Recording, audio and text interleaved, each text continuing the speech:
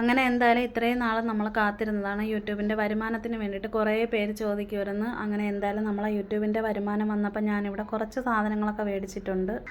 അപ്പോൾ യൂട്യൂബിൻ്റെ വരുമാനം കിട്ടിയപ്പോഴത്തേക്ക് ഞാൻ വിചാരിച്ചു നമ്മളെടുത്ത് അതൊന്ന് ഒരു മുട്ടായെങ്കിലും വാങ്ങിച്ച് കഴിക്കുന്നതിന് മുന്നേ തന്നെ ആർക്കാണോ നമ്മൾ ആദ്യം കൊടുക്കേണ്ടത് അവർക്ക് കൊടുത്തതിന് ശേഷം മാത്രമേ നമ്മൾ അതൊന്ന് 1 രൂപയെങ്കിലും എടുക്കുകയുള്ളൂ എന്ന് നമ്മൾ തീരുമാനിച്ചിട്ടുണ്ടായിരുന്നു. നമ്മൾ ഒരിടം വരെ പോകുന്നുണ്ട് എന്ന് പറഞ്ഞുകൊണ്ട് ഞാൻ ചെറിയൊരു കമ്മ്യൂണിറ്റി പോസ്റ്റ് ഇട്ടിട്ടുണ്ടായിരുന്നു കേട്ടോ. അപ്പോൾ ചിലർക്കെങ്കിലും അറിയാൻ പറ്റുമായിരിക്കും എന്നൊക്കെ ഞാൻ പറഞ്ഞിട്ടുണ്ടായിരുന്നു. അപ്പോൾ അവിടെ പോകാൻ വേണ്ടിയിട്ടാണ്. പിന്നെ നേരത്തെ നമ്മളൊരു വീഡിയോ ചെയ്തിട്ടുണ്ടായിരുന്നല്ലോ, ഒരു വൃദ്ധസദനത്തിൽ പോകുന്നതിൻ്റെ ഒരു വീഡിയോ നമ്മൾ ഇട്ടിട്ടുണ്ടായിരുന്നു. അവിടെ കുറേ പേര്, ഒരുപാട് പേരുണ്ടായിരുന്നു. ഒരു 35 പേരെങ്കിലും, ഒരു 40 പേര് 45 പേരിനെ അടുപ്പിച്ച് സ്റ്റാഫുകളെല്ലാം കൂടെ ചേർത്തിട്ടുണ്ടായിരുന്നു.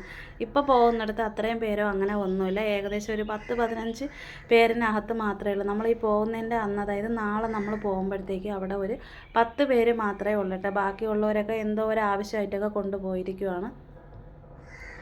പിന്നെ അത് മാത്രമല്ല, രാത്രിയിൽ നമ്മൾ ബീട്രൂട്ടും പയറും ഒക്കെ എല്ലാം കട്ട് ചെയ്തൊക്കെ വെക്കുന്നുണ്ട്. തേങ്ങയ്ക്കെല്ലാം റെഡിയാക്കിക്കൊണ്ട് വെക്കുമ്പോൾ നമുക്ക് രാവിലെ എണീച്ച് നമ്മൾ ചോറ് വെക്കുമ്പോഴത്തേക്ക് എളുപ്പമുണ്ടല്ലോ. ഇപ്പോൾ രാവിലെ ഒരു 5 മണി ആയിട്ടുണ്ട്. ഈ ഒരു സമയത്ത് നമ്മൾ തുടങ്ങിയാൽ മാത്രമേ ഒരു 12:30 മണിയാകുമ്പോഴത്തേക്ക് നമുക്കെല്ലാം റെഡിയാക്കിയൊക്കെ വെക്കാൻ പറ്റത്തുള്ളൂ.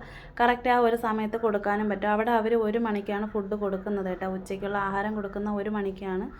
അപ്പോൾ അതുകൊണ്ട് നമ്മൾ ഇനിയിപ്പോൾ എന്തായാലും ചോറൊക്കെ വെക്കണമല്ലോ. അപ്പോൾ മുന്നേ തന്നെ നമ്മൾ അരി അടുപ്പിടാമെന്ന് വിചാരിച്ചു. അതിന് വേണ്ടിയിട്ട് ഈ ഒരു കലത്തിൽ വെള്ളം മുറ്റത്തുള്ള അടുപ്പിൽ തന്നെ വെച്ച് കൊടുത്തിട്ടുണ്ട്. പിന്നെ ബാക്കി നമ്മൾ കറികളൊക്കെ വെക്കുന്ന ആ ഒരു സമയത്ത് നമുക്ക് വീഡിയോ എടുക്കാനോ അങ്ങനെ ഒന്നും പറ്റത്തില്ല. കാരണം നമ്മളെല്ലാവരും കൂടെ വിചാരിച്ചാൽ മാത്രമേ നമുക്ക് എല്ലാ കാര്യങ്ങളും പെട്ടെന്ന് റെഡിയാക്കി എടുക്കാനൊക്കെ പറ്റത്തുള്ളൂ.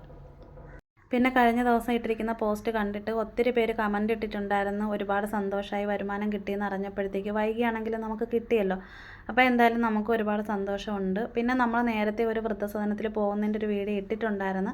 അപ്പോൾ അവരെ ഞാൻ മറന്നിട്ടില്ല. അവിടെ എന്തായാലും ഉടനെ ഒരു ദിവസം പോകും. അന്ന് നമ്മൾ എന്താണോ കൊടുക്കുന്നത്, എന്താണോ ചെയ്യുന്നത്, അപ്പോൾ അതിൻ്റെ ഒരു വീഡിയോ ഞാൻ ഇടാം കേട്ടോ. ഇപ്പം നമ്മൾ പോകുന്ന സ്ഥലത്ത് നമ്മൾ വീഡിയോ അങ്ങനെ എടുക്കത്തില്ല. തീരെ അങ്ങനെ വയ്യാതെ കിടക്കുന്നവരുണ്ട്. പിന്നെ അത് മാത്രമല്ല, കസേരയിലൊക്കെ ഇരുത്തിയിട്ടൊക്കെ കെട്ടിയൊക്കെ വെച്ചിട്ടുണ്ട്. കാരണം അത്രയും അങ്ങ് ബുദ്ധിമുട്ടൊക്കെ ഉള്ളതിനെ കൊണ്ടാണ്. സ്വയം അവരെ കൈയൊക്കെ പിടിച്ച് അവർ സ്വന്തമായിട്ട് കടിക്കുകയും എടുക്കും, ദേഹം ഉപദ്രവിക്കുകയും അങ്ങനെയൊക്കെ ചെയ്യുന്നതിനെ കൊണ്ടാണ് കേട്ടോ. അപ്പോൾ അതുകൊണ്ട് അതിൻ്റെ ഒരു വീഡിയോ ഒന്നും ഞാൻ എടുക്കുന്നില്ല. പിന്നെ എന്തായാലും നമ്മൾ ഫുഡ് അവർക്ക് കൊണ്ട് കൊടുക്കുന്നുണ്ടല്ലോ. അപ്പോൾ അതിൻ്റെ ആ ഒരു സന്തോഷം മാത്രം മതി കേട്ടോ ഇതിൽ. സ്വന്തമായിട്ട് അവർക്ക് എടുത്ത് കഴിക്കാനോ അങ്ങനെ ഒന്നും പറ്റത്തില്ല. അവിടെ ഉള്ളവർ തന്നെയാണ് ഇങ്ങനെ ആഹാരമൊക്കെ വാരി കൊടുക്കുകയൊക്കെ ചെയ്യുന്നത് കേട്ടോ. അപ്പോൾ അതൊക്കെ കൊണ്ടാണ് പിന്നെ ഞാൻ വീഡിയോ എടുക്കാത്തത്. പിന്നെ ഇന്നിപ്പോൾ നമ്മൾ പൊതിച്ചോറിന് വേണ്ടിയിട്ട് എടുക്കുന്നത് ബീട്രൂട്ട് തോരൻ, പയർ വിഴുക്ക്, പയറുപ്പേരി എന്നൊക്കെ പറയുമല്ലോ, അതെടുത്തിട്ടുണ്ട്. മാങ്ങാ ചമ്മന്തി, മാങ്ങ അച്ചാർ, മുട്ട പൊരിച്ചത്, പുളിശ്ശേരി. അപ്പോൾ ഇത്രയാണ് എടുത്തിരിക്കുന്നത്. മീൻ കിട്ടിയിട്ടില്ലായിരുന്നു. ദുഃഖവെള്ളി ആയതുകൊണ്ട് മീൻ വന്നിട്ടില്ലായിരുന്നു കേട്ടോ. അതുകൊണ്ടാണ് പിന്നെ ഇന്നിപ്പോൾ ഇങ്ങനെയൊക്കെ എടുത്ത് വെച്ചിരിക്കുന്നത്. പിന്നെ അത്യാവശ്യം കറികളുണ്ടല്ലോ. ഒരുപാട് കറികൾ വെച്ച് കഴിഞ്ഞാൽ അത് അത്രയും ആ ഒരു ഇതിൽ വരത്തില്ല കേട്ടോ. പൊതിച്ചോറിന് നമ്മൾ കൊടുക്കാൻ പറ്റുന്ന തരത്തിലുള്ള കറികളും കാര്യങ്ങളും ഒക്കെ എടുത്ത് വെച്ചിട്ടുണ്ട്. അപ്പോൾ ചോറിൻ്റെ വെള്ളമൊക്കെ മാറ്റി എല്ലാം സെറ്റ് ചെയ്ത് ഒരു ഉരുളിയിലാക്കിയിട്ട് ഞാനിവിടെ കൊണ്ട് വെച്ചിട്ടുണ്ടായിരുന്നു.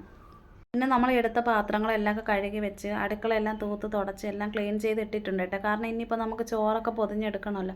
അപ്പോൾ നമ്മൾ കൊണ്ടുപോകുന്ന ആ ഒരു സമയത്ത് അവിടെ കൊണ്ട് കൊടുക്കുന്നതോ അങ്ങനെയുള്ള വീഡിയോ എടുക്കാൻ പറ്റാത്തത് കൊണ്ടാണ് ഇപ്പം ഞാൻ കാണിക്കുന്നത് നമ്മൾ എന്തൊക്കെയാണ് ഇതിന് വേണ്ടിയിട്ട്, പൊതിച്ചോറിന് വേണ്ടിയിട്ട് എടുത്തിരിക്കുന്ന കറികൾ. അപ്പോൾ അത് കാണാൻ വേണ്ടിയിട്ടാണ് ഈ ഒരു വീഡിയോയിൽ ഞാൻ ഇങ്ങനെ ഉൾപ്പെടുത്തിയിരിക്കുന്നത്.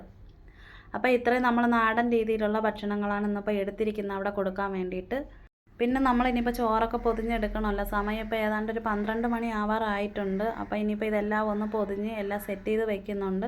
പിന്നെ അത് മാത്രമല്ല, നമ്മൾ അവർക്ക് വേണ്ടിയിട്ട് എടുത്തിരിക്കുന്ന ഈ ഒരു ചോറുണ്ടല്ലോ, അപ്പോൾ ഇരിക്കുന്ന ഈ ചോറ് കംപ്ലീറ്റ് നമ്മൾ പൊതിഞ്ഞ് വെച്ചിട്ട് ബാലൻസ് എത്ര ചോറാണോ വരുന്നത് ആ ചോറ് നമ്മൾ വേറൊരു പാത്രത്തിലാക്കി അടച്ചിട്ട് നമ്മളതും അവിടെ തന്നെ കൊടുക്കുന്നുണ്ട്. കാരണം അവർക്ക് പിന്നീട് എപ്പോഴെങ്കിലും കഴിക്കാനായിട്ട് ആവശ്യം വരും. അല്ലെന്നുണ്ടെങ്കിൽ പിന്നെ പുറത്ത് ആരോ പോയിട്ടുണ്ടല്ലോ, അവർക്ക് വേണ്ടിയിട്ട് നമ്മൾ പൊതി അങ്ങനെ കെട്ടിയിട്ടില്ല. പൊതിച്ചോറ് അങ്ങനെ അധികം നേരം കെട്ടിവെച്ചാൽ അത് ചള്ളായി പോകുന്നെങ്കിലാണ്.